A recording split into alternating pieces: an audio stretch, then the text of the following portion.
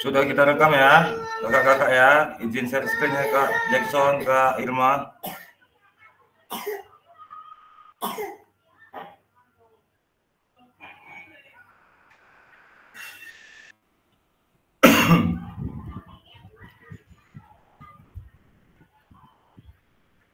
Dek, minta tolong Kak Dek.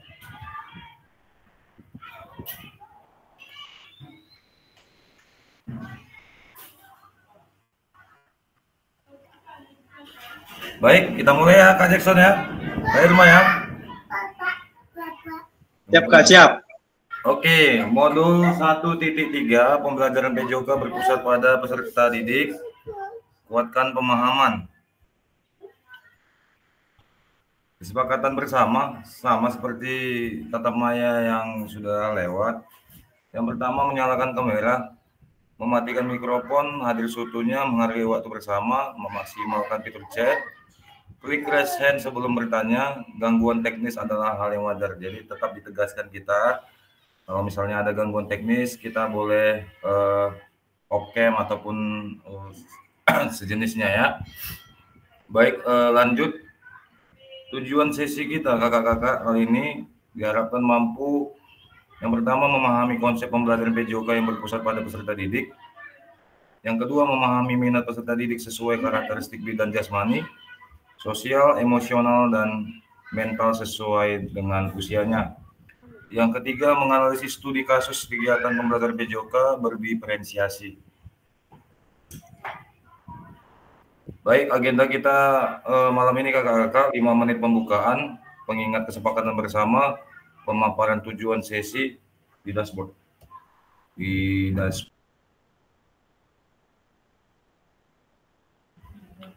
Pemaparan tujuan sesi dan penjelasan agenda kegiatan.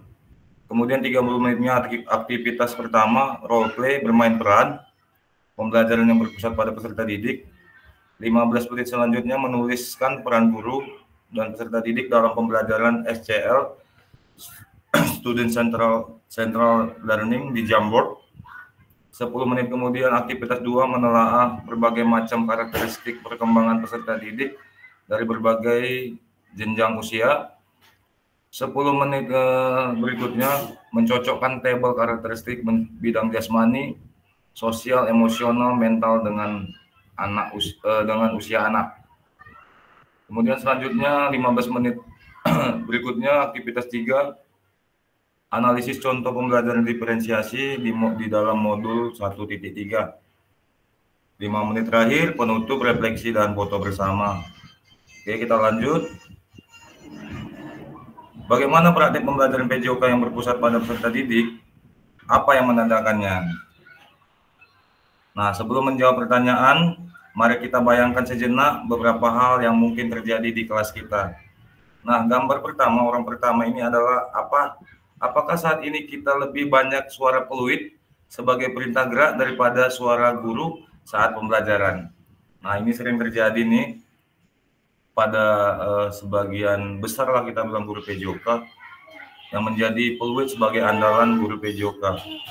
Nah, yang gambar selanjutnya, apakah saat pembelajaran semua gerakan peserta didik harus sesuai dengan perintah atau komando guru? Nah, ini.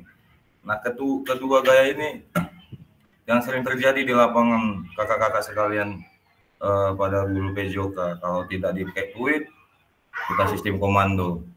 Oke, jadi sebelum menjawab pertanyaan tadi, kita analisis dulu gambar ini. Nanti raise hand yang bisa menjawab pertanyaan yang ini ya kakak-kakak ya. Bagaimana praktik pembelajaran PJOK yang berpusat pada peserta didik itu? Apa yang menandakannya? Oke, saya kasih waktu untuk merancang jawabannya dulu ya kakak-kakak ya. 5 menit.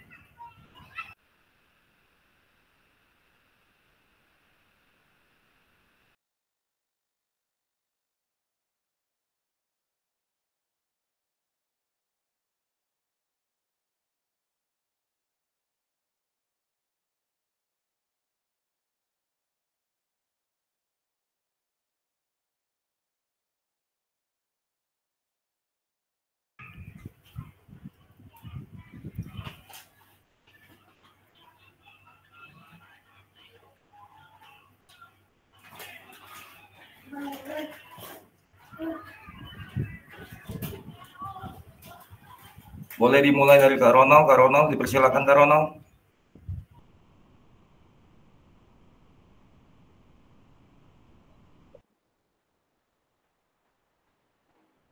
Apa itu, Kak?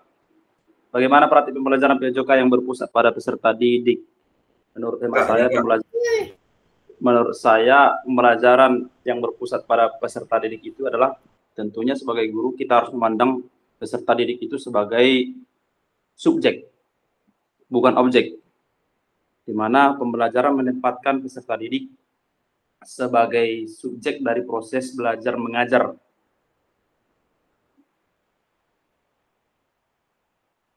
Terima kasih. Apa yang menandakannya, Kak?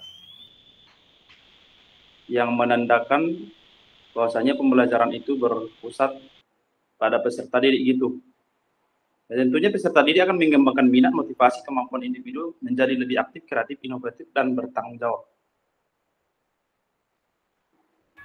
Oke. Mantap, Kak. Kita kasih dulu emotnya ya. Selanjutnya Kak Jackson, boleh Kak?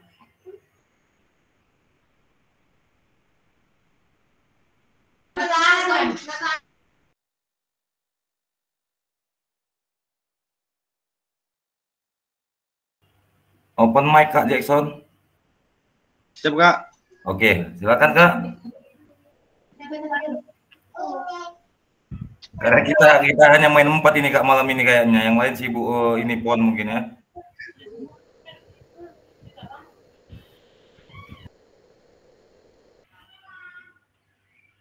Boleh dijawab Kak? Kak Jackson, bagaimana praktik pembelajaran PJOK yang berpusat pada peserta didik itu?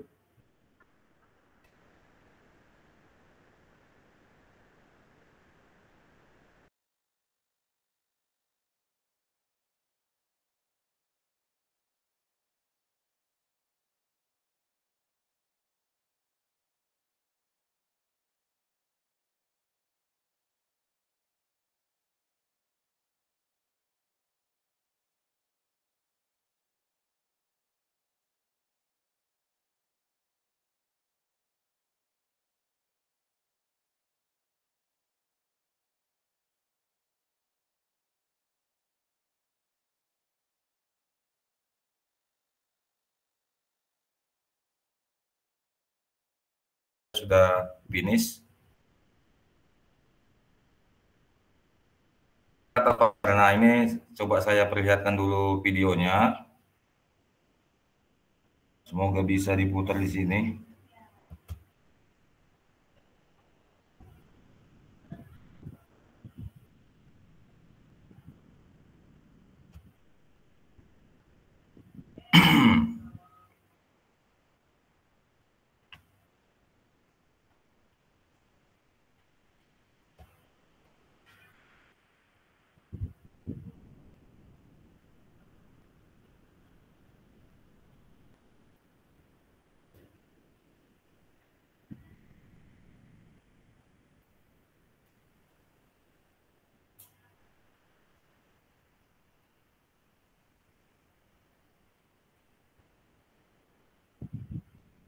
Know from all the research that when students are empowered to make decisions, they thrive.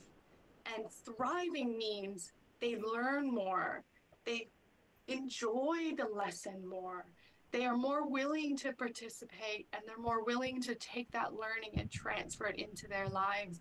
So everything that we know about student-centered learning is really positive. We know that it's hard. You know, we do know that it's different and that it can be challenging and maybe scary if it's not an approach that you're used to, but the benefits are worth it. We know that the outcome is really positive. And so hopefully today what I can do is provide opportunities for you to take that first step. If it's something new or something scary for Ya Kak you, Fauzi, or dipersilakan Fauzi, places nggak apa-apa. that you can look Aman for nggak, aman Kak? more opportunities Silakan ditonton to videonya dulu Kak ya. include students Iya, into Kak. the Terima kasih. decision-making process. Ya, karena Kak Fauzi baru datang, kita ulang sekali lagi ya kakak-kakak ya. And we know from all the research that when students are empowered to make decisions, they thrive.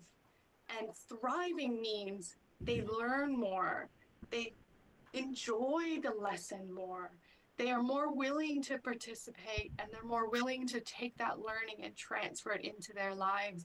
So everything that we know about student-centered learning is really positive. We know that it's hard. You know, we do know that it's different and that it can be challenging and maybe scary if it's not an approach that you're used to, but the benefits are worth it. We know that the outcome is really positive. And so hopefully today what I can do is provide opportunities for you to take that first step if it's something new or something scary for you, or places that you can look for more opportunities to invite students into the decision-making process.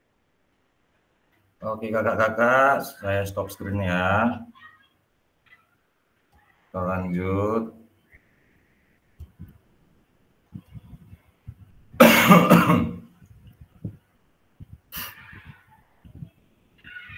Jadi itu tadi menurut kata pakar berarti yang berpusat pada peserta didik ini bagaimana kita itu membuat itu mereka berperan aktif, ya kan, berperan aktif. Memang ini adalah hal yang sangat menakutkan katanya bagi kebanyakan orang untuk merubah pola pikir yang mana tetap pembelajaran itu kita berpusat pada peserta didik.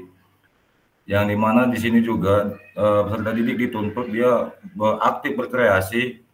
Jadi ini bisa dimanfaatkan sepanjang hayat dia kakak-kakak intinya ya. Jadi pembelajaran PJOK kali ini kita memang diuntuknya dia supaya berkelanjutan sepanjang hayat hidupnya peserta didik kita. Jadi bukan hanya dia kita prosesnya bugar pada saat di SMP aja. Bagaimana kita membuat mendoktrin mereka itu supaya olahraga itu bermanfaat sepanjang hayat hidup dia. Mungkin itu aja kakak-kakak ya, kita lanjut.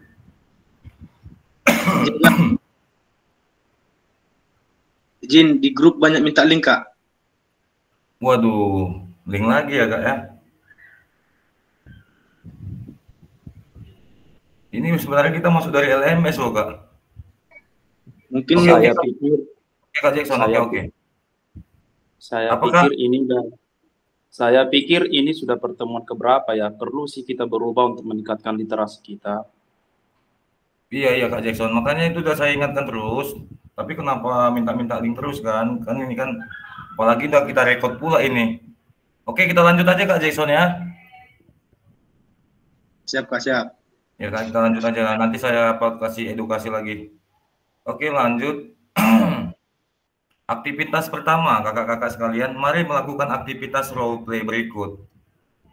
Nah, role play aktivitas pembelajaran, capaian pembelajaran. Yang pertama tujuan pembelajaran, ya. Peserta didik memahami gerak fundamental. Tujuan pembelajarannya adalah 1, peserta didik melakukan dan memahami gerak koordinasi dengan benar. Yang kedua, peserta didik mengetahui efek dari latihan yang dilakukan. Yang ketiga, peserta didik dapat menganalisis efek latihan yang diberikan melalui perubahan denyut nadi. Nah, capaian pembelajarannya, assessment, peserta didik memahami gerak fundamental. Yang pertama, melakukan sub and field assessment efek latihan yang telah dilakukan. Yang kedua, melakukan analisis efek latihan yang diberikan melalui perubahan denyut nadi. Aktivitas pembelajarannya latihan gerak koordinasi. Baik, kita lanjut kakak-kakak. Nah, langkah-langkah aktivitasnya sebagai berikut. Fasilitator membagi peserta secara berpasangan berdasarkan nomor urut 1 dengan 2, 3 dan 4 dan seterusnya. Nah, kita ini ada 4 orang yang di dalam, mungkin nanti Kak Pauji dengan Kak Ronald, Kak Jackson dengan Kak Irma. Atau Kak Irma masih bersama kita Kak Irma? Atau masih dalam kegiatan PON Kak Irma?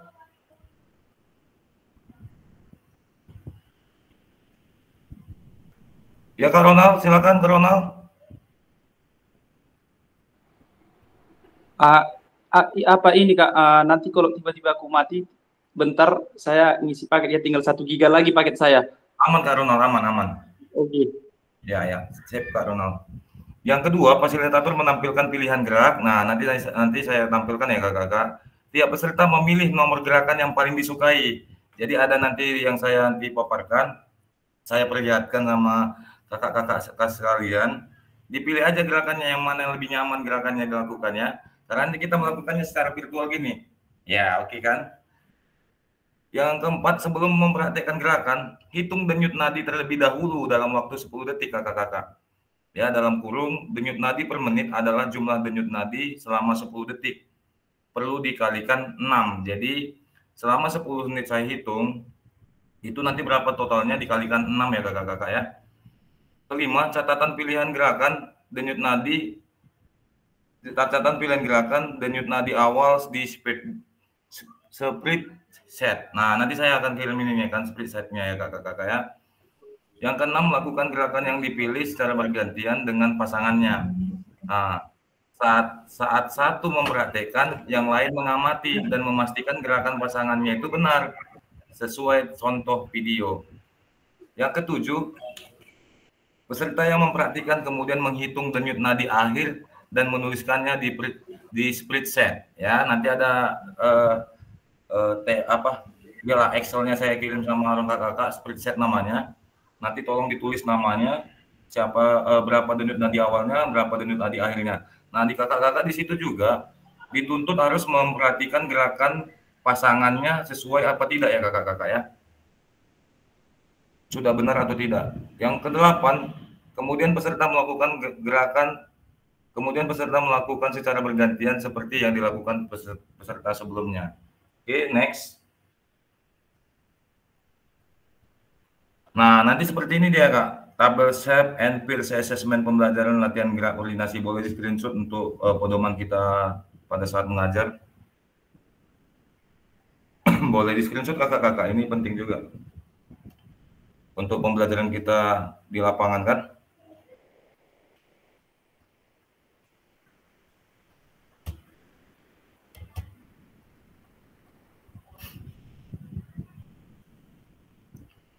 Kita lanjut.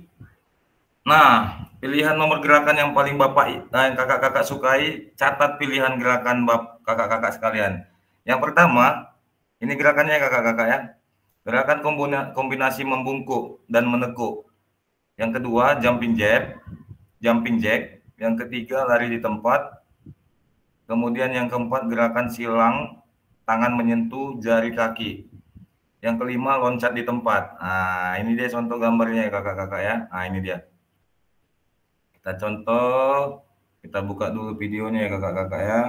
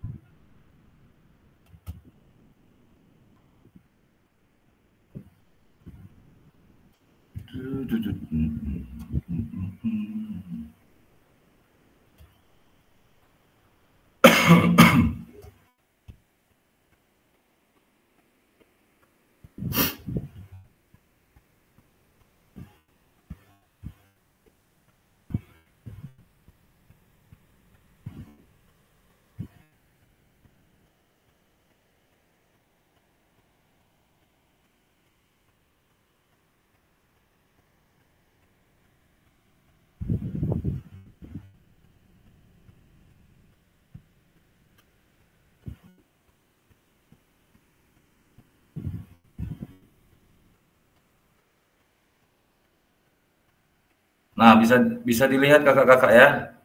Bisa dilihat ya contoh gerakannya ya. Ya, membungkuk tadi, lurus kaki tangannya.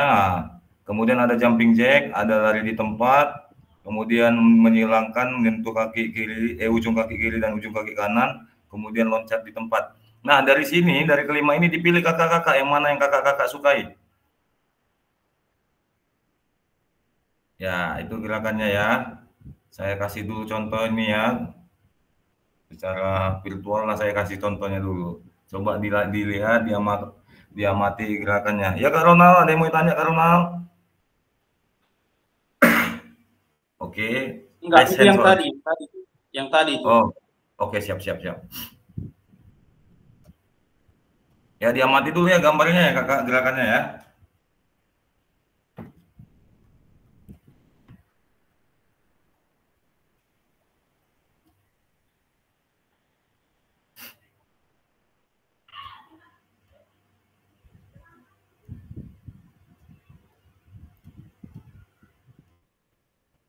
Sudah mungkin ya, sudah tahu semuanya ya mungkin ya. Kak Ronald mau pilih nomor berapa kira-kira Kak Ronald?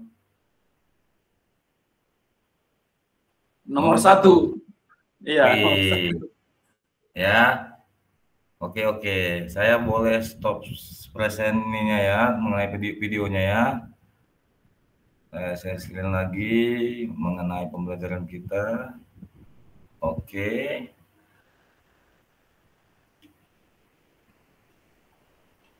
Nah, yang pertama tadi ya, gerakannya sudah tahu kakak-kakak ya. Ada gerakan kombinasi membungkuk dan menekuk, ya, jumping jack, kemudian lari di tempat. Yang keempat gerakan silang tangan menyentuh jari kaki, kemudian loncat di tempat. Oke, selanjutnya ini tadi videonya. Ya, ini videonya kakak-kakak ya.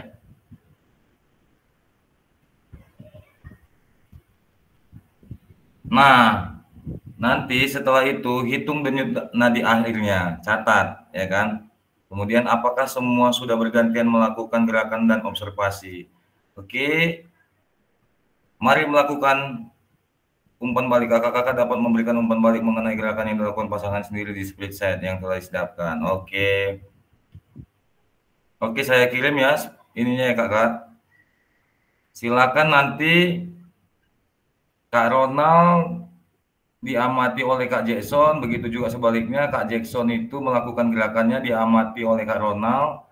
Saya kirim link split setnya, gambarnya kakak-kakak ya. Saya kirim dulu ke kolom chat kita, copy link. Oke. Oh Kak, Ya Kak. kenapa kita nggak langsung saling berbicara di sini dan terjadi komunikasi dua arah gitu loh.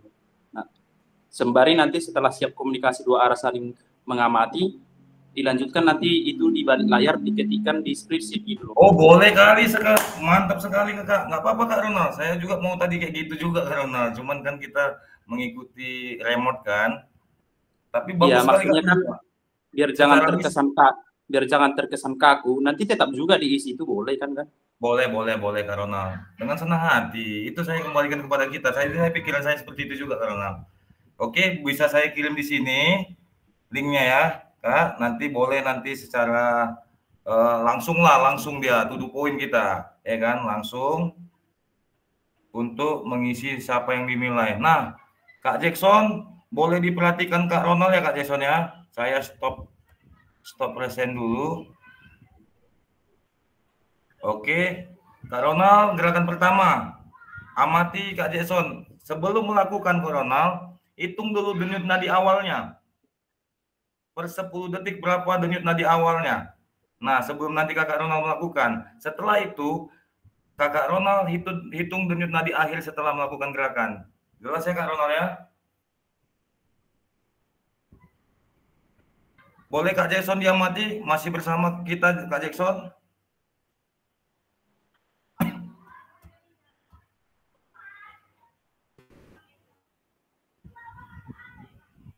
Sepuluh detik ya? 10 detik Kak, 10 detik sebelum melakukan dan sesudah melakukan, nanti dikali 6. Hasilnya yang 10 detik nanti dikalikan 6.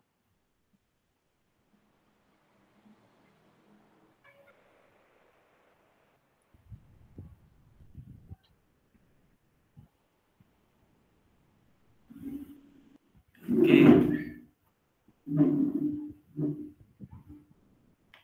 Nah, gini tadi gerakannya Kak Ronald ya. Membungkuk, menekuk. Oke.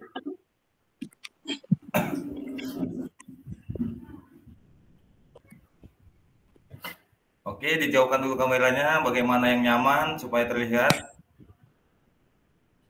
Saya kalau memang Kak Jackson belum bersama kita, saya yang mengamati Kak Ronald ya. Nanti Kak Pauji, boleh ya Kak Pauji? Tidak kelihatan Kak Ronald, mungkin agak ke bawah lagi. Siap. Nah, gini nampak kan? Nampak? Oke, sip. Oke. Lakukan ya. Ready, go.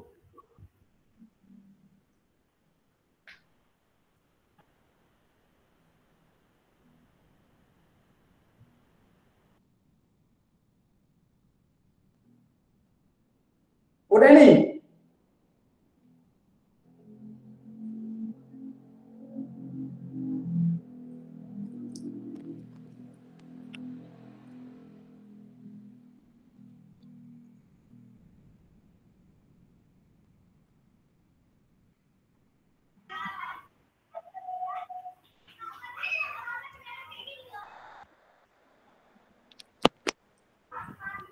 Kak Ronald sudah melakukan Kak Ronald? Sudah. Sudah, oke. Sorry terlempar dari saya. Berapa itu? Nanti Kakak hitung di awal tadi dan bandingkan di akhir. Apakah terjadi peningkatan yang signifikan atau semakin down atau semakin high? Oke. Kak Pauji, sudah pilih gerakannya Kak Pauji? Sudah Kak, gerakan nomor 4 Kak. Oke, silakan Kak Pauji. Nanti Kak Pauji, nanti yang mengamati Kak Ronald Kak Pauji. Oke, Kak nomor keempat tadi yang Kak Pauji. Aduh.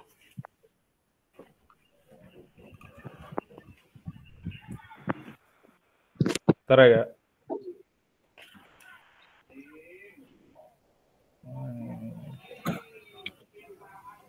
Ini Kak Pauji. Oke.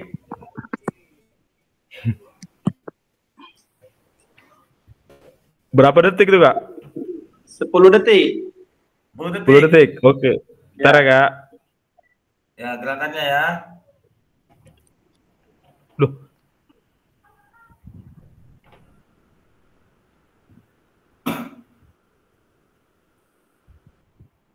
Agak ke bawah. Ya, biar nampak kakinya Kak. Wis. Mantap Kak. Pakai laptop ya Kak Pauji?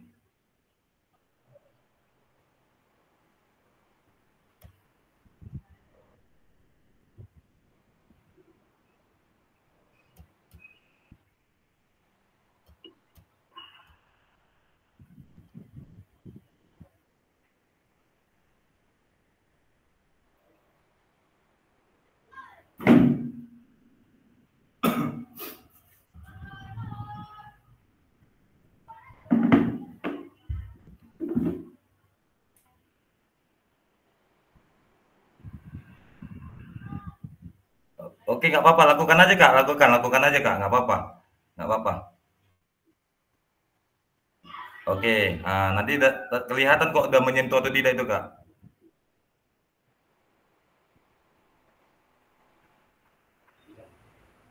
Aman paketnya Kak Ronald, sudah dibeli? Apa itu? Paketnya sudah dibeli? Belum lah. Oke.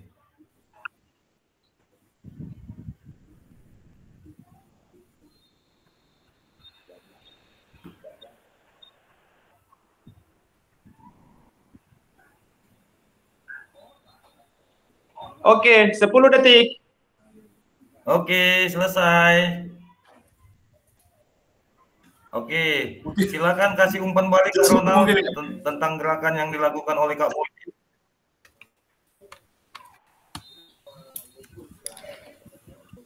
Kalau Cukup Kak. Oke Kak.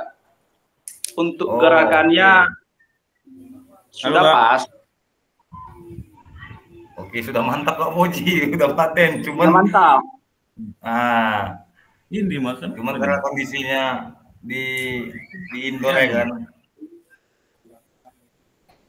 Kedengaran Kak Pauji? Ini kan headsetnya, namanya dia tadi buka.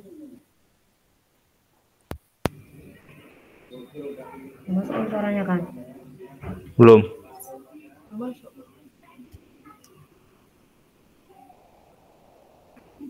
Sudah kan? Oke, kedengaran suara Kak Fauji. Sudah. Oke, tadi Kak Fauji, Kak Ronald Iya, sudah Kak. kasih umpan balik. Kak Ronald sudah kasih umpan balik, gerakan Kak Fauji lakukan tadi sudah baik dan benar. Sekarang nanti ini pelajarannya untuk kita terapkan ke peserta didik Kak Fauji. Jadi sebelum kita melakukan aktivitas kepada peserta didik, ada baiknya kita hitung dulu. Kita hitung denyut nadi awal mereka sebelum melakukan aktivitas. Kemudian setelah kita hitung lagi kemudian setelah mereka itu melakukan aktivitas jasmani, berarti di awal pembelajaran dan di akhir pembelajaran. Apakah mereka itu memiliki riwayat jantung ataupun lain sebagainya, gitu dia ya. Kalau nanti dia naiknya dari misalnya 30 kali 6 ya kan 180. Tapi kalau dia di akhirnya sampai 300 lebih, berarti kan ada yang bermasalah dengan jantungnya. Oke, selanjutnya kita coba lanjutkan lagi materinya.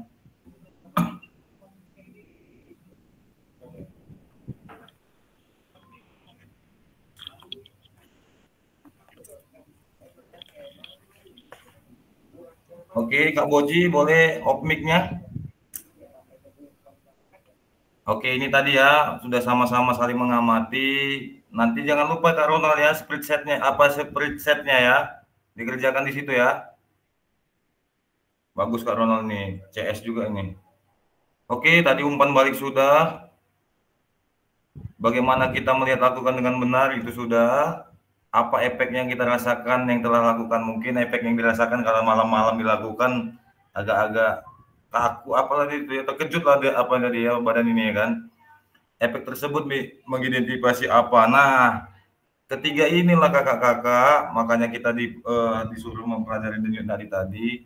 Kita bisa mengetahui bagaimana cara kita melihat apakah latihan dilakukan sudah benar atau belum.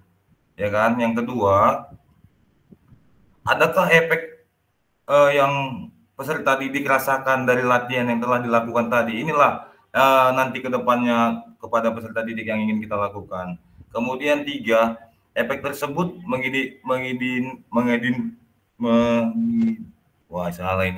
mengidentifikasi apa dia, ya kan? Nah, keempat, menurut kakak-kakak apa yang mempengaruhi denyut nadi kakak-kakak sebelum dan setelah latihan? Nah, nanti ini dia tadi udah pasti setelah melakukan aktivitas jasmani, otomatis denyut nadi kita pasti meningkat, tidak menurun. Kalau menurun berarti ada gangguan itu. Nah, ini saya mau tahu dulu statement atau alasannya dari Kak Ronald yang mungkin masih membersamai kita dengan Kak Fauji. Menurut kakak-kakak, apa yang mempengaruhi denyut nadi kakak-kakak sebelum dan setelah latihan? Apa yang mempengaruhi? Apakah faktor makanan? Silakan Kak Ronald.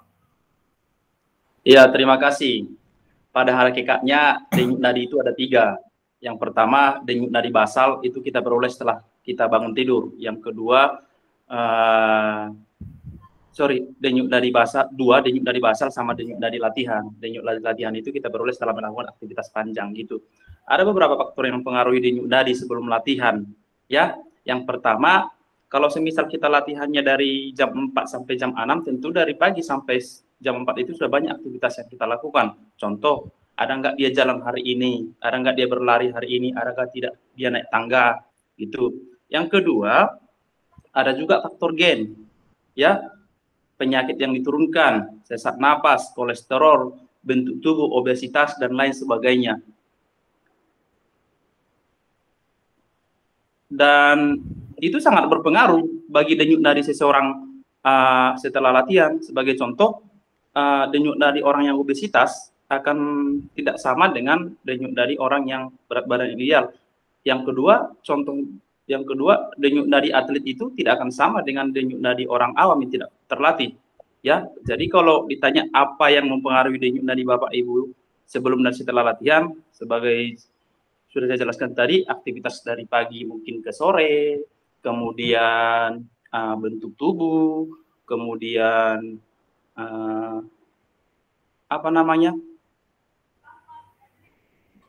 Bentuk tubuh Psikologis. mempengaruhi juga. Ya, psikologis kepanikan, ya kan gitu. Karena kan kita panik, jantung berdebar, ya gitu, denyut nadi naik, berkeringat, itu sangat berpengaruh untuk apa? Denyut nadi seseorang setelah latihan. Terima kasih. Keren sekali jawabannya. Kita berikan tepuk tangan dulu Kak Fauzi kepada Kak Ronald. Ada emotnya, manfaatkan emotnya. Oke, Kak Fauzi boleh.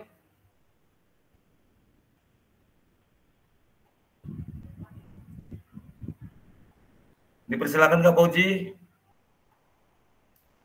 Mungkin ada jawaban yang lebih bombastis lagi. Menurut Kakak Fauzi, apa yang mempengaruhi denyut nadi Kak Fauzi sebelum dan setelah latihan? Apakah kalau kita makan bakwan tuh denyut nadinya kayak gini? Ya, silakan Kak Fauzi. Open mic Kak, open mic. Open mic Kak Fauzi. Ya, yes. Oke, good. Ya, Ya. mungkin ini bukan apa ya Kak, nambahin sedikit aja. Mungkin ya jawaban Kak Ronald tadi sudah ya kalau apa sudah mendekati sempurna lah mungkin kan. Tapi ya itu tadi seperti bilang Kak Ronald kan, mungkin dari ya kadang kan kalau kelelahan atau apa udah gitu ya kondisi fisik lah pada saat itu kan gitu Kak. Apa ya kadang kan nggak stabil. Jadi ya dari saya mungkin itu aja lah Kak. Oke, kita tepuk tangan dulu Kak Ronald. Terima kasih Kak Fauzi. Yang penting kita sudah paham sampai di sini. Oke, kita lanjut ya Kak Ronald, Kak Fauzi, Kak Jason, Kak Irma.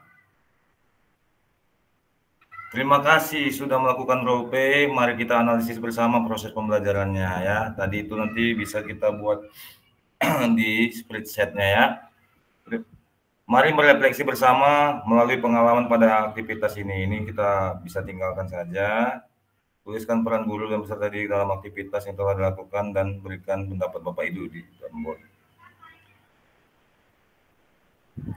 Menurut kakak-kakak, apakah aktivitas yang dilakukan cukup menggambarkan pembelajaran PJOK yang berpusat pada peserta didik?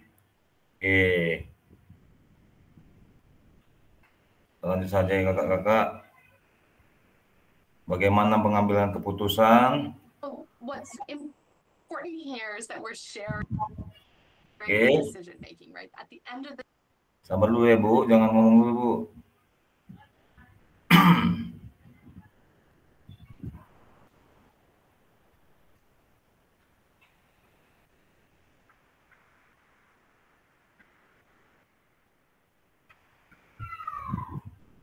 Oke, saya kirim link Jamboardnya ya kakak-kakak ya. Nanti dituliskan ini, menurut kakak-kakak, apakah aktivitas yang dilakukan cukup menggambarkan pembelajaran PJOK yang berpusat pada peserta didik? Kenapa? Yang tadi itu ya kakak-kakak. Sabar ya kakak-kakak.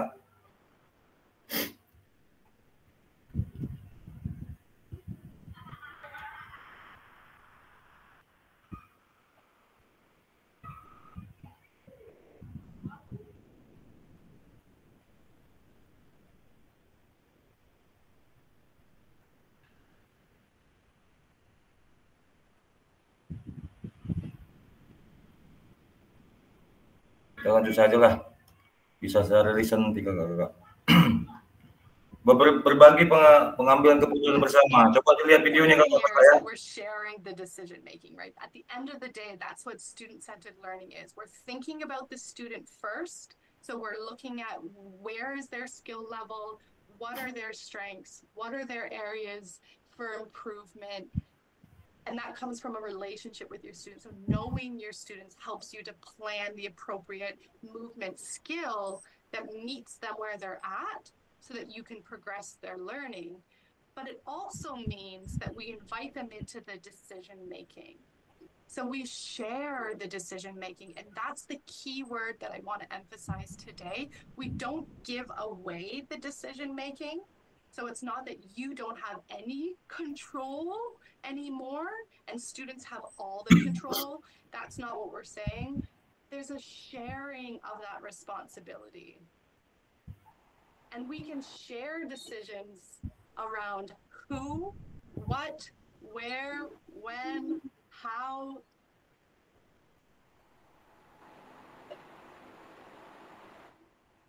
what's important here is that we're sharing the decision making, right? At the end of the day, that's what student-centered learning is. We're thinking about the student first. So we're looking at where is their skill level, what are their strengths, what are their areas for improvement. And that comes from a relationship with your students. So knowing your students helps you to plan the appropriate movement skill that meets them where they're at so that you can progress their learning. But it also means that we invite them into the decision making. So we share the decision making, and that's the key word that I want to emphasize today. We don't give away the decision making. It's not that you don't have any control anymore and students have all the control. That's not what we're saying. There's a sharing of that responsibility. And we can share decisions around who, what, where, when, how.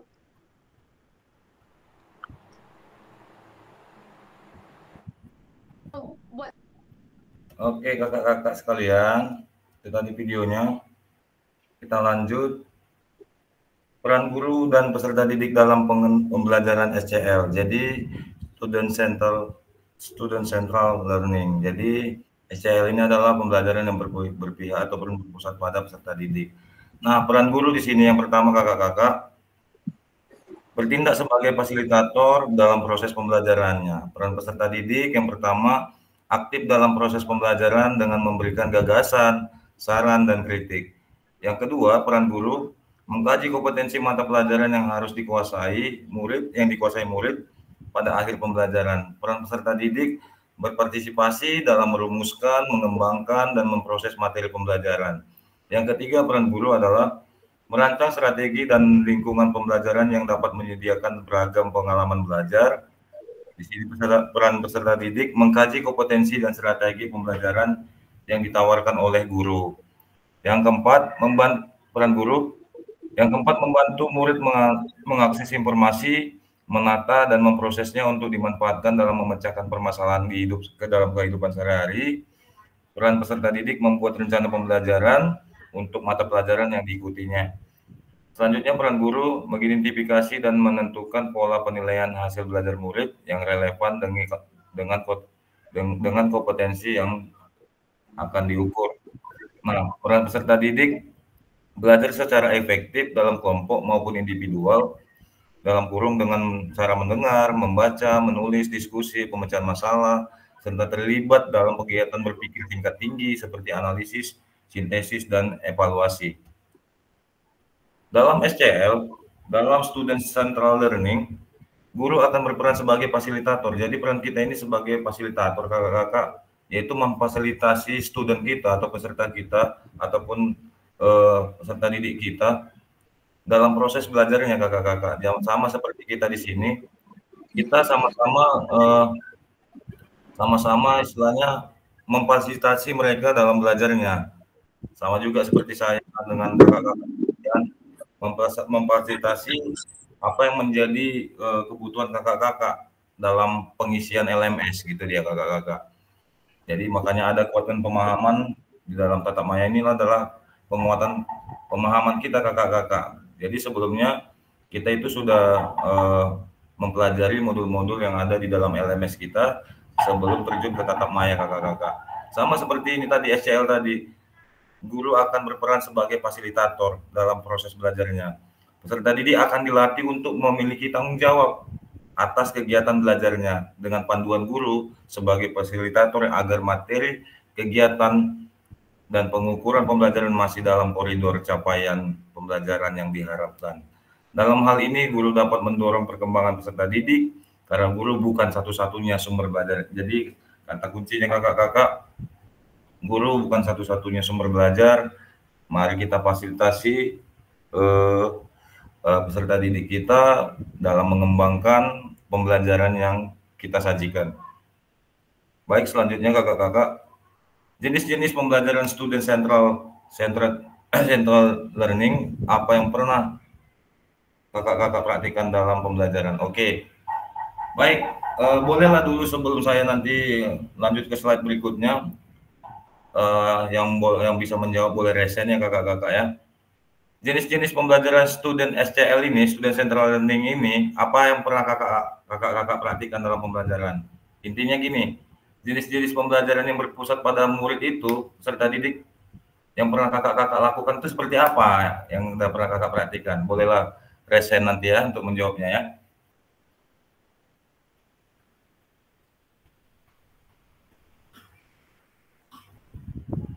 Atau langsung aja Kak Ronald, jenis-jenis pembelajaran yang berpusat pada murid yang pernah kakak Ronald lakukan dalam praktek pembelajaran PJOK kakak Ronald.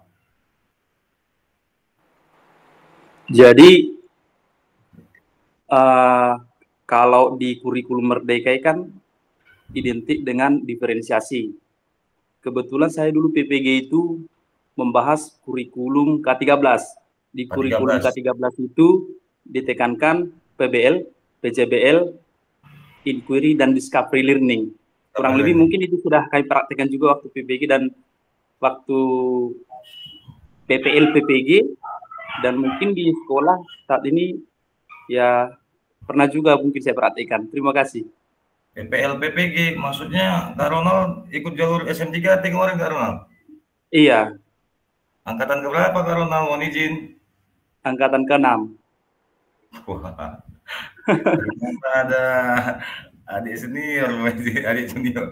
Oke Kak Ronald, saya angkatan ketiga SM3T, PPG-nya di Unimed Berasrama, mantap Kak Ronald.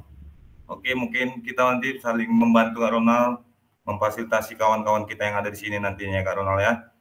Ya mungkin ada juga yang memang gagal fokus dalam kegiatannya, apalagi kawan-kawan tadi saya dengar dan saya melihat sendiri ada yang terpanggil PPG. Mungkin tenang aja kakak-kakak, selagi ini kegiatannya masih moda daring, lakukan saja, ikuti aja kegiatannya kakak-kakak. Lagian ini enggak menuntut kepala kita sampai stres kakak-kakak sekalian ya.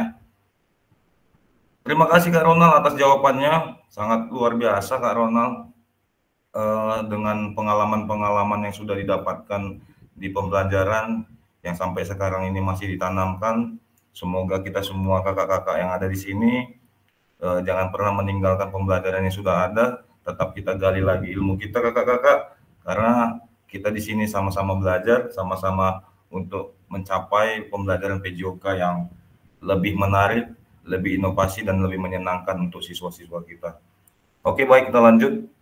Ini dia ya, boleh di screenshot kakak-kakak sekalian. Jenis-jenis pembelajaran yang berpusat pada peserta didik ataupun SCL, Student Central Learning. Yang pertama adalah Small Group Discussion, Role Play dan Simulasi, Discovery Learning. Ini dia, Discovery Learning yang sering juga ini kita lakukan nih. Yang keempat, Self-Directed Learning, Cooperative Learning, Contextual Learning, Problem-Based Learning, kemudian Kolaborasi Learning. Kemudian yang ke-9, project based learning, ini menemukan sebuah project dalam pembelajarannya. Istilahnya proyek akhir gitu ya kakak-kakak ya. Boleh Kak Salim screenshot atau Kak Ronald nanti boleh sebagai bahan untuk di-share di grup kita Kak Salim atau Kak Ronald. Oke. Saya pikir di LMS tinggal download kita dalam bentuk PDF semua ini. Oh ya. Ya tadi siang udah kawan-kawan kita ini mintanya ke link semua, makanya saya gimana saya edukasi ini kakak-kakak. Kayak Kak Baru ini udah saya ajari kemarin secara ini, tapi juga tetap juga membal emailnya masuk ke email konvensional, bukan email akun belajar ID. Oke lah, nantilah kita bahas, mungkin ini sudah ada juga di modul. Silakan kakak-kakak sekalian mempelajarinya dan pengertiannya sudah banyak di sana. Yang kemudian aktivitas yang kedua kakak-kakak, karena kita habisnya 9.30 kakak-kakak ya. Ini kepada lelah semua ini, saya juga tidak mau mengganggu istirahatnya. Aktivitas yang kedua, karakteristik perkembangan peserta didik. Oke, kita lanjut. Nah, ini dia kakak-kakak.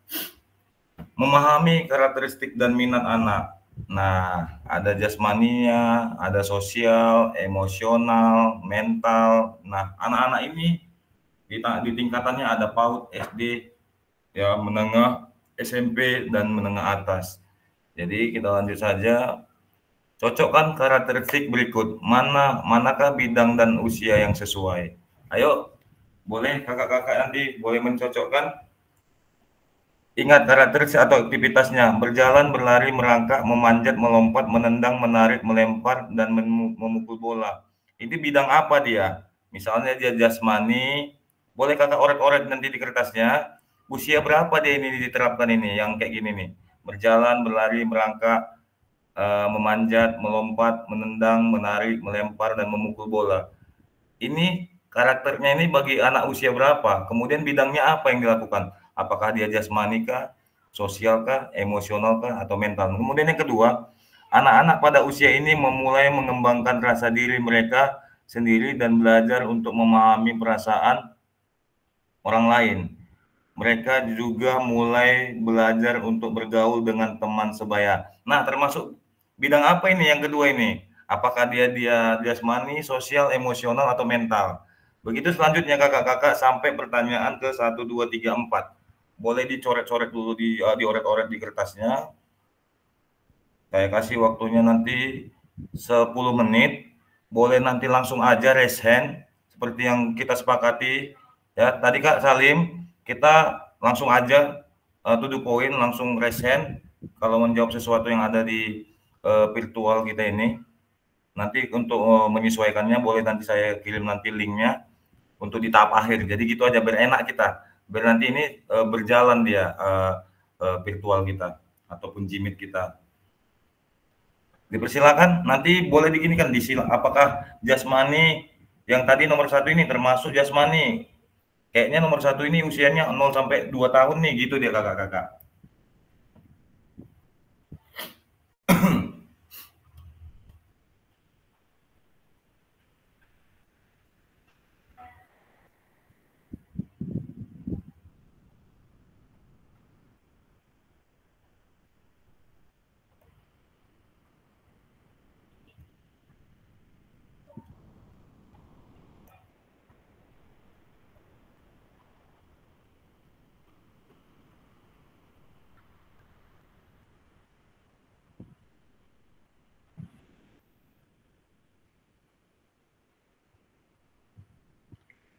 Nampak Kak Puji, Kak Salim? Nampak ya ini kita? Kak Ronald, nampak presentasi kita ya? Nampak. Oke, Nampak, Kak. sip. Nampak Kak. Oke, sip Kak. Thank you Kak. Siap.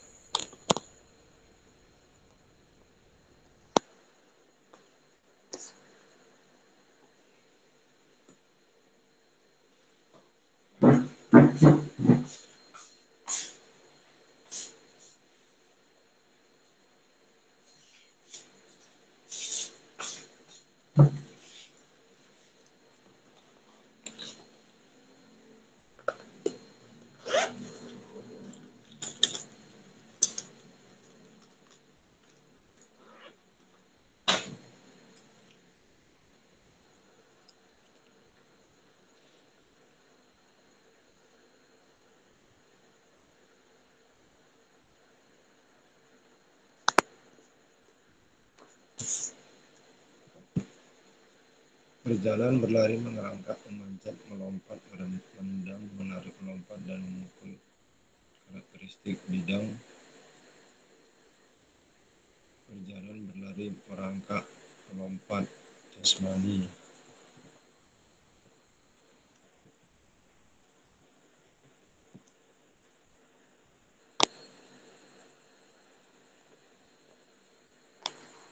Bidang jasmani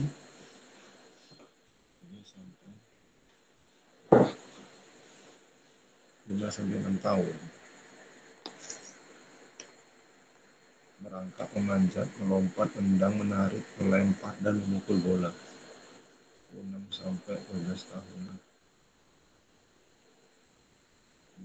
tahun.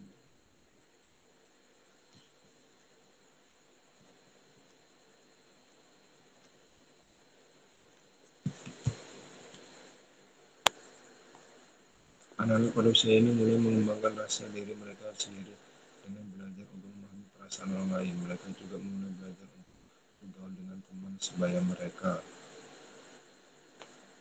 Mereka mulai mengalami emosi sosial 6 sampai 12 tahun. Juga mereka mulai mengalami emosi yang lebih intens seperti kemarahan, kesedihan, dan mereka juga mungkin mulai mengalami tekanan sebaya dan pandangan sosial lain yang dapat menimbulkan emosional sampai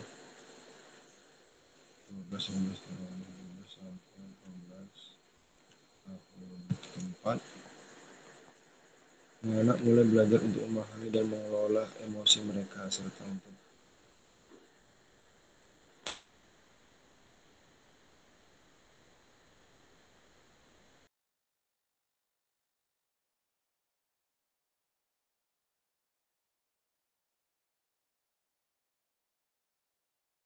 Bisa kita gas Kak Ronald? Oke, dicoba Kak Ronald ya. Ayo dipersilakan Kak Ronald. Nanti yang kedua Kak Pauji. Begitu yang ketiga, pertanyaan ketiga.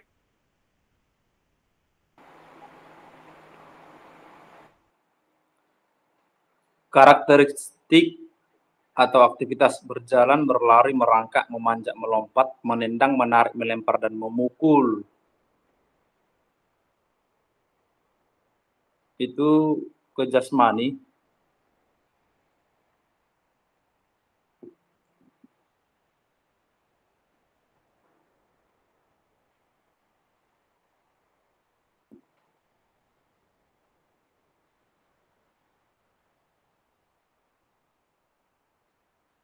Mana share screen-nya, Kak?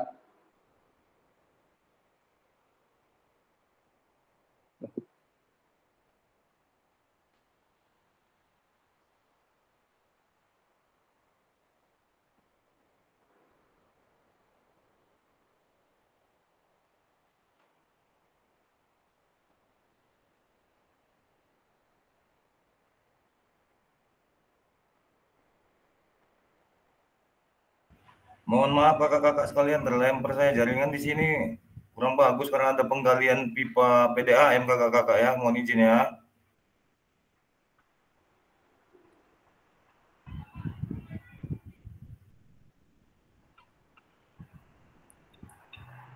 Dipersilakan Kak Ronald. Iya, dengan senang hati. Berjalan berlari itu masuk ke jasmani, itu bisa masuk di usia 2 tahun sampai 4 tahun. Karena kebetulan anak saya baru berusia 2 tahun, dia sudah berjalan, berlari, merangkak, memanjat, melompat, dan sudah melakukan aktivitas itu. Kemudian anak-anak pada usia... Oke, boleh. Borong semua Kak, borong. Oke, gas. 4-4. Yang lain lah ganti-gantian. Biar yang diskusi kedua, dua arah kita.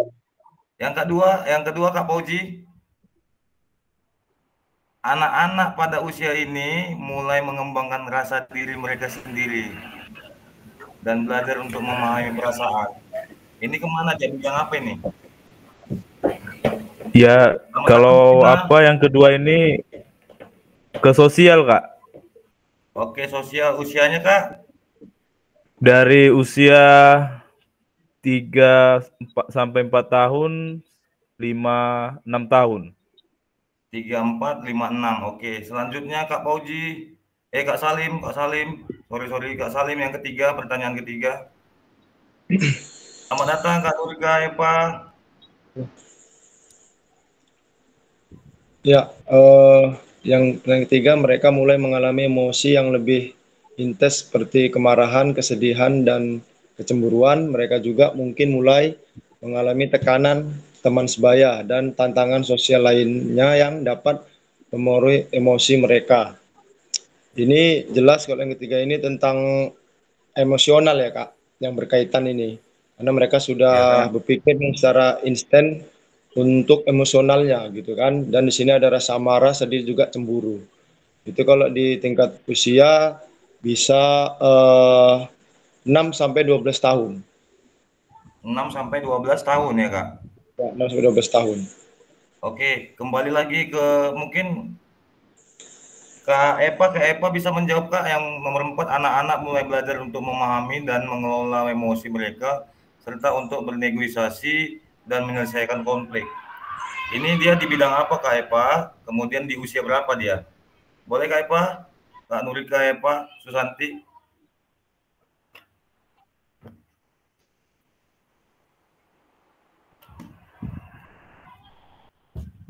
Open mic Kak.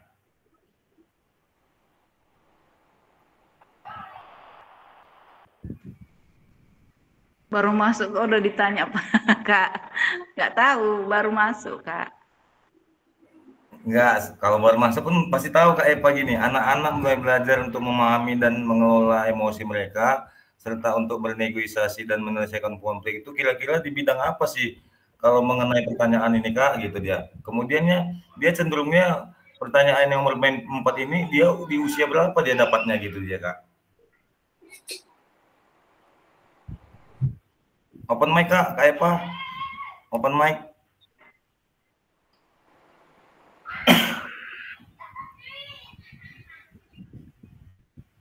Oke, boleh dibantu Kak Ronald. Ini masuk ke mental. Mental, oke. Usia? Usia 6 sampai 18 tahun. SD lah itu mungkin kan kelas atas sama SMP kelas 1 12 tahun kan? Ya. Itu. Terima Oke, kasih. terima kasih Kak Ronald. Kita lihat ya sama-sama ya. Nah, jawabannya yang pertama itu jasmani. Kemudiannya yang kedua itu dia sosial, seperti yang dibilang, yang dikatakan oleh Kak Pauji. Yang ketiga benar. Oke, tepat. Nah, usianya ini dia ya. Tadi anak kita ya Kak Ronald ya udah nggak manjat pohon Kak Ronald ya. Manjat tempat tidur, manjat bapak mamanya. Oh, ya. Oke. Yang kemudian yang kedua tadi sosial dia 5 sampai 6 tahun. Kemudian yang selanjutnya emosional itu 6 sampai 12 tahun. Kemudian di mental ini dia yang seperti yang dibilang Kak Ronald tadi 6 sampai 18 tahun juga mengalami ini. Dia gini dia tingkat SMP mau menuju ke SMA. Oke, tepuk tangan untuk jawaban-jawaban hebat kita semuanya. Ada tadi Kak Ronald, ada Kak Pauji, Kak Salim, juga tadi mungkin Kak Epa juga, cuman karena masih terkejut tadi karena baru masuk ya Kak ya, langsung ditanya ya Kak. Nggak apa-apa Kak, santai aja kita Kak Oke lanjut, mari kita diskusi. Satu, yang pertama, apa pentingnya guru mengetahui karakteristik peserta didik? Boleh dicatat kakak-kakak. Yang kedua, bagaimana cara mengakomodasi berbagai karakteristik dan minat peserta didik dalam pembelajaran? Nah, oke, sebelum masuk ke pembelajaran diferensiasi, kita diskusi dulu yang ini. Oke, saya kasih nanti waktunya untuk mencoret-coret dulu. Kayaknya ini nggak lama lah ini, 10 menit. 10 menit, saya mulai ini jam 9:05. Nanti selesainya 9:15. Jadi masing-masing kakak-kakak harus memiliki jawaban ya. Jadi di sini, apakah itu tadi jawaban Kak Ronald itu kan bisa jadi menjadi penguatan sama kita. Nah, apakah jawaban Kak Pauji kan bisa jadi penguatan. Jadi masing-masing ada jawabannya kakak-kakak sekalian. Ini kita ada 1, 2, 3, 4, 5, 6. Ada 7 orang yang membersamai kita saat ini. Yang open kamera ada 1, 2, 3, 4, 5. Mungkin yang lainnya mungkin dalam keadaan ada kerjaan mungkin. Jadi ada 1, 2, 3, 4, 5 ini. Coba masing-masing kita saling diskusi, saling memaparkan jawabannya, supaya beberapa jawaban kita ini sebagai bahan referensi kita dalam kajian kita untuk pengetahuan kita lebih dalam lagi mengenai pendalaman karakter anak-anak. Siapa tahu pengalaman Kak Ronald itu berbeda dengan Kak Pauji di sekolah, kan berbeda kita ini. Oke, saya persilakan 10 menit dimulai dari sekarang. Stopwatch saya nyalakan kakak-kakak.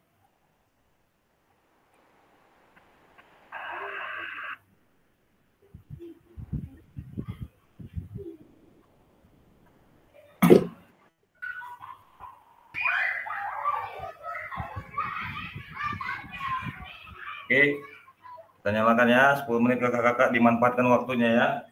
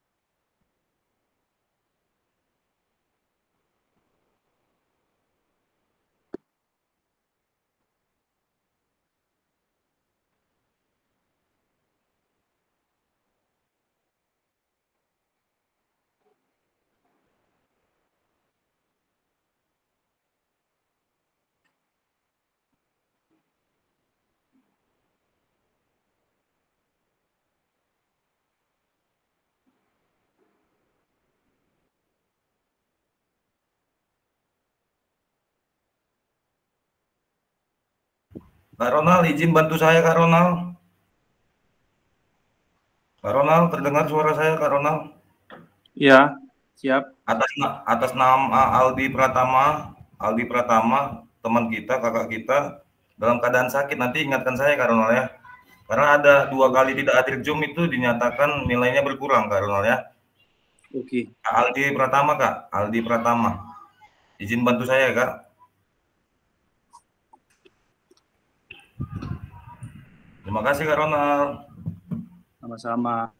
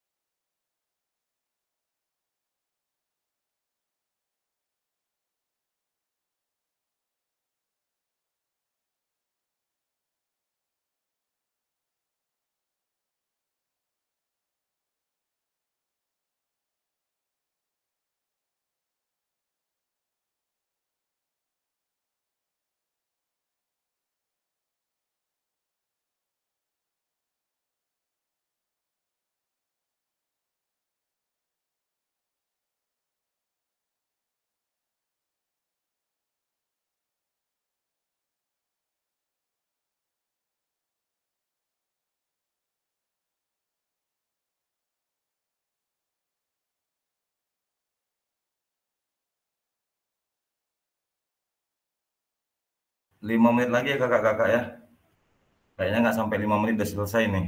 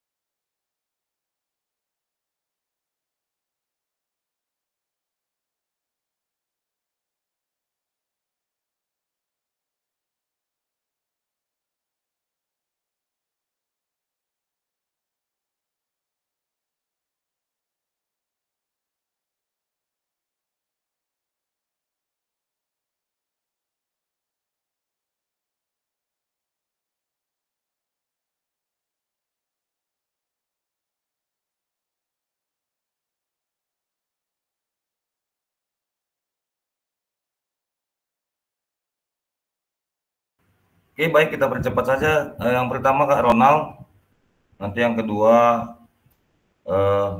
menjawab kedua Kak Salim, mungkin dilanjut oleh Kak Pauji lah dan kakak-kakak yang lainnya. Jikalau ada yang resen ataupun mau mendahului nanti terlebih dahulu resen ya kakak-kakak ya. Dipersilakan Kak Ronald untuk menjawab pertanyaan 1 dan 2. Nah, yang lain kakak-kakak sama-sama kita menghargai ataupun mendengar ini ya yang disampaikan oleh kakak-kakak yang menyampaikan jawabannya ya. Dipersilakan Kak Ronald. Terima kasih kepada Kak Fasilitator. Yang pertama, ketika guru mengetahui karakteristik peserta didik, tentu seorang pendidik sangat penting untuk mengetahui karakteristik peserta didik, baik itu karakteristik mental, sosial, emosional, dan jasmani.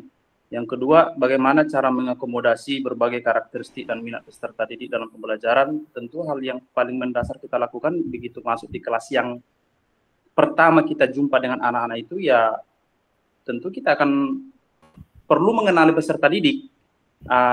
Kita lakukan asesmen awal, kita lakukan observasi, kita bangun komunikasi dengan anak-anak, bagaimana sebetulnya anak-anak itu dalam kelas. Kemudian menggunakan berbagai macam metode belajar, serta fleksibel dalam memberikan penilaian. Sebagai kita ketahui, jasmani setiap anak itu kan berbeda-beda, tidak bisa disamakan antara anak yang A dan B, dan bagaimana pada hakikatnya kondisi fisik antara laki-laki dan perempuan itu juga jelas berbeda. Jadi tentu kita sebagai pendidik juga harus fleksibel dalam memberikan penilaian. Yang keempat itu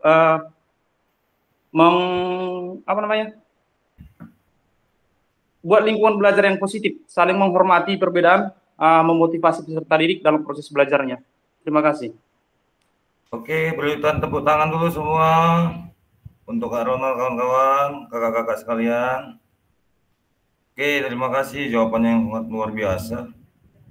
Dilanjut Kak Fauji.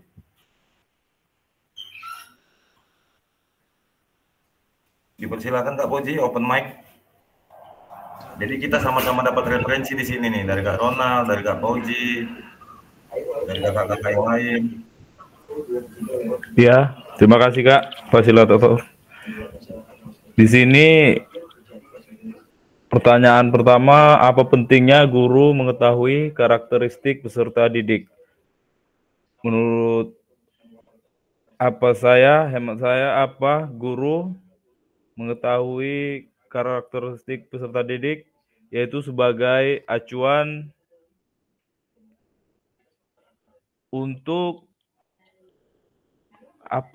dalam memberikan materi dalam proses pembelajaran, khususnya ya kegiatan yang berhubungan dengan jasmani, mental, sosial, emosi.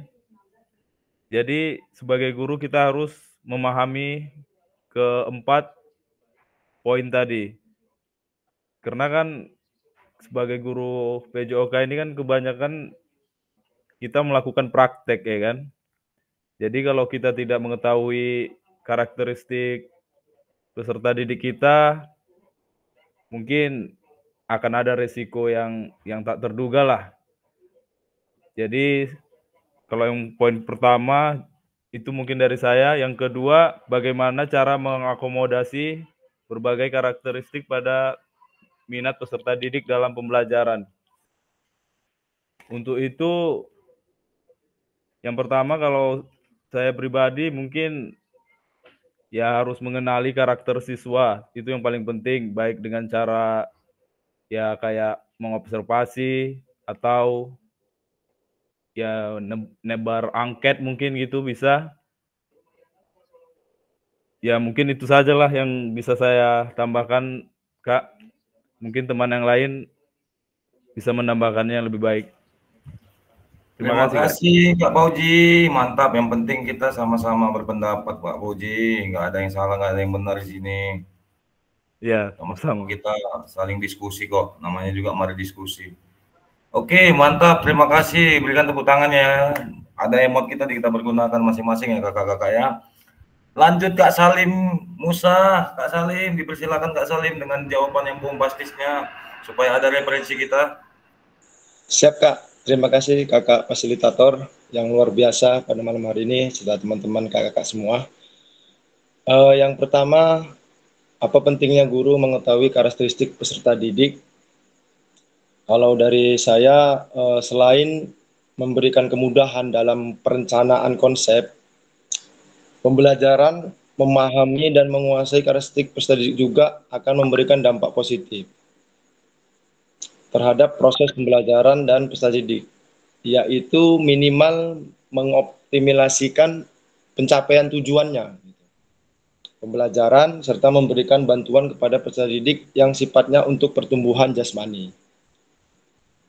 Karena apapun ceritanya, peserta didik ini juga dilihat dari segi fisik memang kan berbeda-beda.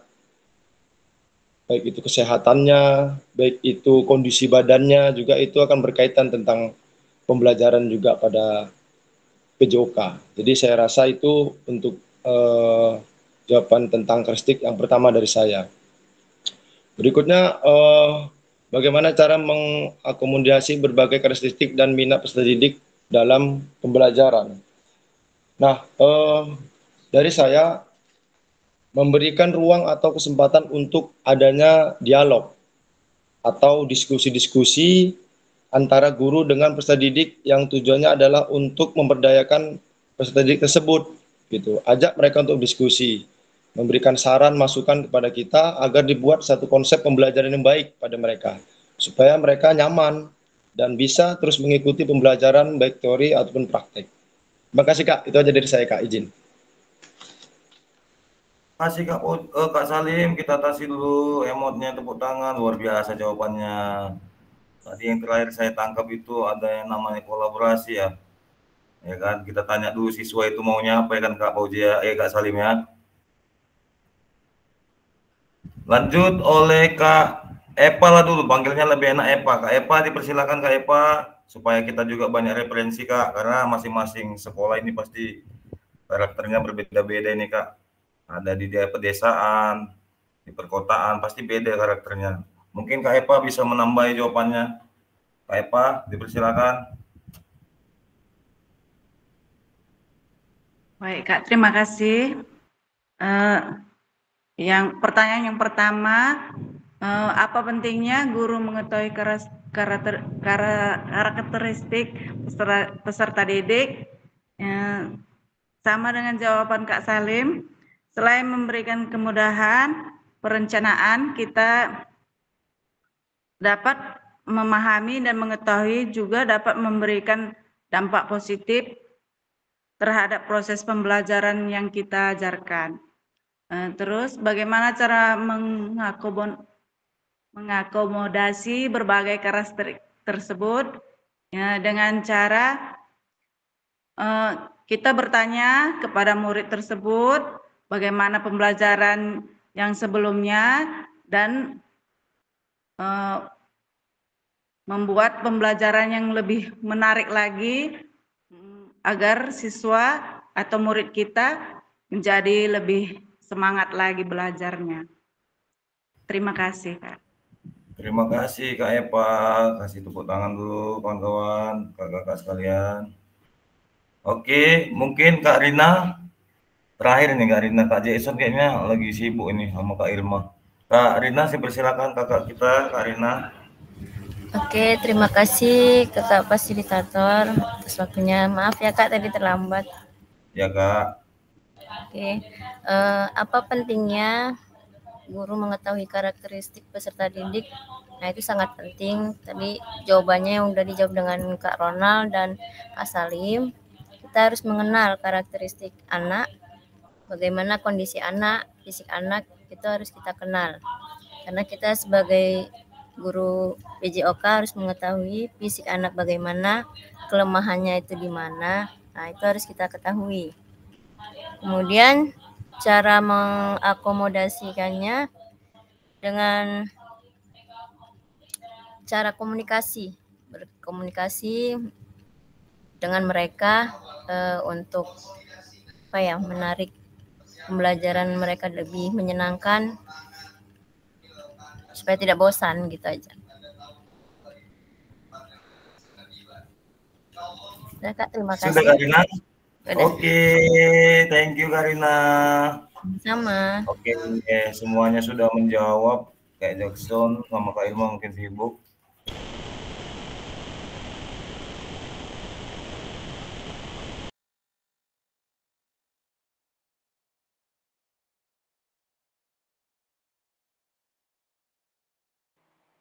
Mic-nya Kak Fasilitator unmute. Thank you Kak Ronald. Oke, lanjut ke pembelajaran 3, kakak-kakak sekalian, pembelajaran diferensiasi dalam PJOK. Ya, dalam PJOK pun ada pembelajaran diferensiasi. Seperti apa itu? Mungkin kakak-kakak sekalian sudah mengulas tuntas di modul yang ada di LMS. Kalau sudah mengulas tuntas itu, mungkin kita bisa connect dalam tatap maya ini. Oke, pembelajaran berdiferensiasi adalah usaha guru untuk menyesuaikan pembelajaran di kelas untuk memenuhi kebutuhan belajar individu murid. Ya, itu Tomlinson. Lanjut. Nah, jadi diferensiasi ini ada 3 jenis dia kakak-kakak. Ada yang namanya konten, proses, sama produk. Yang seperti apa itu konten? Diferensiasi konten merujuk pada strategi membedakan pengorganisasian dan format penyampaian konten. Konten adalah materi pengetahuan konsep, dan keterampilan yang perlu dipelajari peserta didik berdasarkan kurikulum. Nah, mungkin Ronald bisa juga menegaskan di sini, nanti menambahi saya. Yang konten ini seperti gini kakak, kita dalam pembelajaran itu kita menyediakan memfasilitasi media ajarnya seperti berbentuk video, ataukah media ajar yang berupa gambar, itu kan termasuk konten ya kakak-kakak ya. Kemudian diferensiasi proses ini merujuk pada strategi membedakan proses yang harus dijalani oleh peserta didik yang dapat memungkinkan mereka untuk berlatih dan memahami isi konten. Nah, bisa aja kita kolaborasikan yang tiga ini, ada dia kontennya, ada dia prosesnya, ada dia produknya, ada hasilnya pada pembelajaran PJOK kita. Jadi tidak harus kita menggunakan satu, ketiganya juga boleh kakak-kakak ya. Kemudian diferensi produk merujuk pada strategi membedakan produk hasil belajar murid, hasil latihan, penerapan dan pengembangan apa yang telah dipelajari. Semisalnya kita masuk materi materi salah satu contohnya permainan bola besar, yaitu sepak bola. Kalau saya yang kemarin tahun lalu saya membuat produk saya itu anak kelas 8 itu saya suruh mereka itu membuat stadion mini. Nah, kakak-kakak sekalian, stadion mini. Jadi saya bagi beberapa kelompok, ada 5 kelompok. Mereka itu berimajinasi bagaimana membentuk stadion mini yang sesuai ataupun sama bentuknya dengan stadion aslinya. Alhasil kakak-kakak sekalian, mereka sangat kreatif. Mereka itu media ajar mereka itu berupa media konten, bisa melalui YouTube. Nah, kita dapat di situ, mereka dapat kontennya, dapat hasil produknya yang sangat memuaskan juga kakak-kakak sekalian. Selanjutnya kakak-kakak, nah setelah membaca dan berdiskusi situasi pembelajaran 1 dan 2 tentang contoh langkah-langkah pembelajaran diferensiasi di LMS, ya mungkin udah tahu semua ya. Adakah kendala kakak-kakak yang kakak-kakak alami melalui melakukan strategi pembelajaran diferensiasi dalam PJOK?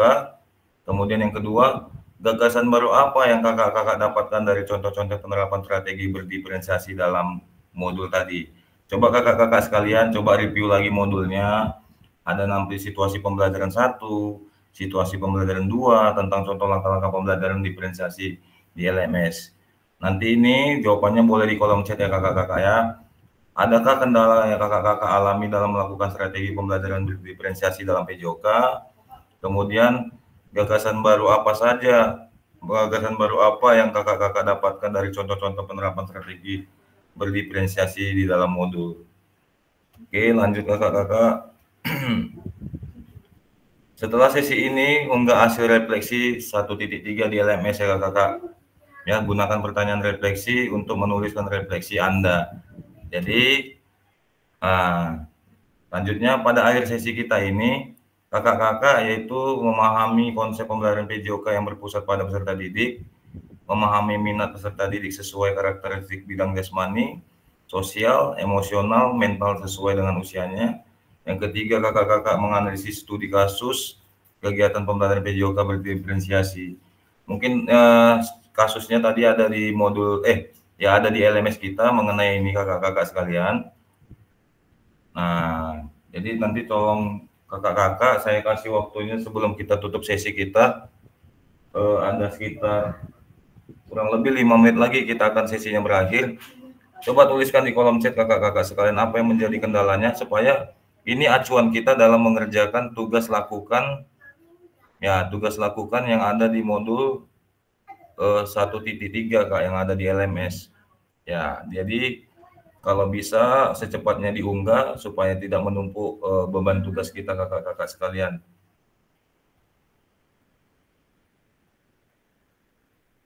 Boleh di kolom chat supaya nanti terrecord oleh ini kita Google Meet kita.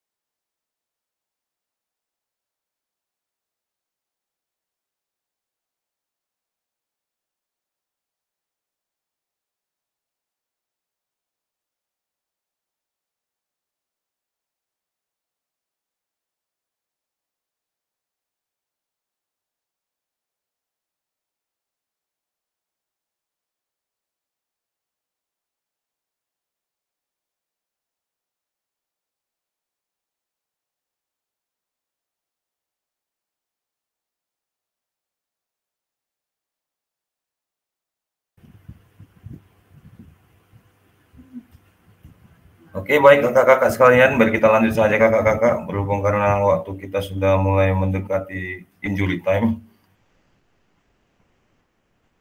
Belum sepenuhnya memahami pengelolaan diferensi dan pengaplikasiannya. Oke. Ada Kak Ronald dengan jawabannya. Mengaplikasikan dalam pembelajaran di kelas. Kak Ronald, di sekolah kita lapangannya gimana Kak Ronald? Open mic Kak Ronald. Kita diskusi 1 menit dulu, open mic. Lapangannya ya lapangan poli doang. Yang itu di situ upacara juga Kak Ronald? Iya, tapi ya upacaranya dalam bentuk segi 4 kecil ya, desak-desakan. Oh, mohon izin ini Kakak Ronald di SD ya? SMP Negeri 1. SMP. Berapa lomba Kak Ronald? Berapa ya? A6, 12, 17. Iya ya. Kalau kita menerapkan diferensiasi proses dengan keadaan seperti itu, dan kami itu kondisinya sekarang kurang-kurangan. Jadi kelas 85, 86, 84 itu digabung ke kelas-kelas. Waduh, itu kondisinya ya Kak Ronald ya. Oke lah, nanti bisa kita apakan itu, kita diskusikan lagi pada saat tatap muka nanti, bagaimana langkah-langkah konkret mensiasati dengan kendala seperti itu ya Kak Ronald ya. Tetap semangat Kak Ronald mengajarnya Kak Ronald. Siap, semangat terus, bentar lagi gajian. Yuk, betul juga. Semangat. Yang pon yang enak ini Kak Rina yang enak. Ada Kak Pauji, kendalanya adalah pembelajaran berdiferensiasi kurangnya saran. Waduh. Oh ya, hampir sama jawabannya. Kak Pauji, kendala yang saya alami mungkin sarpras yang tidak mendukung media olahraga, tidak mendukung dan jumlah overkapasitas. Kak Pauji, kayak mana overkapasitas ini? Membludak siswa kita ya Kak Pauji? Gemoy siswanya semua, gemoy. Gemoy atau ini apa namanya itu? Bukan Kak. Kan gini. Ada yang gemuk, kita pisahkan. Enggak. Kami 24 rombel ya kan. Oke Kak. Udah gitu hampir siswanya ya di atas 30 gitulah. 32. Kondisi lapangan Kak, gimana Kak? Lapangannya? Kalau untuk lapangan, kalau upacara itu paling tidak bersentuhan tangan aja barisannya. Iya. Mungkin ya setengah jengkal gitulah jaraknya. Iya lagi setengah ya Kak. Gini ya Kak ya. Iya. Kejam bah. Oke Kak, mantap. Semangat lah ya Kak Pauji, Kak Nurika, Epa juga. Kendalanya kurangnya sarana, ini sama ini hampir setiap unit ya. Kemudian Kak Rina, kendala yang dialami dalam strategi pembelajaran diferensiasi adalah harus banyak persiapan baik dari konten. Jangan pernah pesimis Kak Rina. Diferensiasi inilah paling enak nanti kalau udah dapat jiwanya. Nah, gitu dia. Nanti coba dipahami lagi modul-modul kita Kak. Inilah berdiferensiasi inilah paling enak nanti kalau kita sudah menjiwainya Kak ya. Kemudian yang lain lagi mungkin bisa kita baca ataupun bisa menyusul ya kakak-kakak ya, karena waktu sudah menunjukkan jam 21 lewat kali. Oke, pada akhir sesi kita hari ini, kakak-kakak tadi sudah saya jelaskan, kakak-kakak bisa memahami yang ketiga ini, baik itu pembelajaran yang berpusat pada peserta didik, baik itu memahami karakter anak yang di bidang jasmaninya, sosial, emosional, mental, sesuai dengan usianya. Yang ketiga, kita juga mempelajari tentang PJOK yang berdiferensiasi. Oke, terima kasih kakak-kakak sekalian sudah membersamai kegiatan kita hari ini. Semoga pembelajaran ataupun penguatan hari ini bisa kita sama-sama resapi, kita sama-sama pahami, kita sama-sama saling sharing dari pengalaman, dari mungkin pengetahuan juga ya kakak-kakak ya. Oke, ada Kak Jason menyusul ya. Kurangnya sarpras sama ya Kak Jason. Oke, izin saya stop sharing ya kakak-kakak. Oke, bisa open kamera semuanya, open kamera. Ya. Oke, terima kasih buat kebersamaannya. Boleh nanti Kak Salim dibantu kita mengambil foto. Atau siapa yang bisa lah, Kak Ronald mungkin bisa Kak Ronald. Ya, izin nggak? Saya pakai handphone pula nih Kak. Kak Ronald. Siap. Oke. Nanti ya Kak, kita berdoa dulu Kak Ronald ya. Oke, ini langsung saja saya yang bawa sebelum kita akhiri berdoa menurut agama dan percaya masing-masing kakak-kakak. Berdoa dimulai.